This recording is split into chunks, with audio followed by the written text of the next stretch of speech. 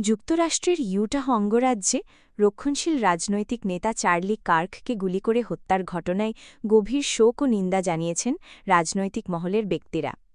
বুধবার ১০ সেপ্টেম্বর দিবাগত রাতে তিনি এ ঘটনাকে নৃশংস উল্লেখ করে তীব্র নিন্দা জানান। বিবৃতিতে তিনি বলেন, চার্লি কার্কের মৃত্যুতে সারা বিশ্বে শোকের ছায়া নেমে এসেছে। কারণ একটি গণতান্ত্রিক সমাজে কেবলমাত্র রাজনৈতিক বিশ্বাস ও সক্রিয়তার কারণে কাউকে কখনোই সহিংসতার শিকার হতে হবে না।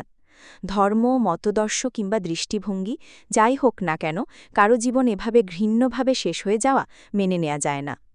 তিনি আরও বলেন, এই নৃশংস ঘটনার তীব্র নিন্দা জানাই এবং নিহতের পরিবার ও প্রিয়জনদের প্রতি গভীর সমবেদনা ও প্রার্থনা জানাচ্ছি। উল্লেখ্য, মার্কিন প্রেসিডেন্ট ডোনাল্ড ট্রাম্পের ঘনিষ্ঠ মিত্র হিসেবে পরিচিত চার্লি কার্ক গতকাল বুধবার যুক্তরাষ্ট্রের ইউটা বিশ্ববিদ্যালয় ক্যাম্পাসে গুলিবিদ্ধ হয়ে মৃত্যু হয় তার। যুক্তরাষ্ট্রের ডানপন্থী রাজনৈতিক কর্মী হিসেবেও বেশ আলোচিত কার্ক খুব কম বয়সে প্রতিষ্ঠা করেন টার্নিং পয়েন্ট ইউএসএ নামের একটি সংগঠন। গত মার্কিন নির্বাচনে ট্রাম্পের পক্ষে তরুণ ভোটারদের সমর্থন আদায়ে বিশেষ ভূমিকা রেখেছিলেন তিনি। অপরদিকে কার্ককে হত্যার ঘটনায় শোক প্রকাশ করেছেন মার্কিন প্রেসিডেন্ট।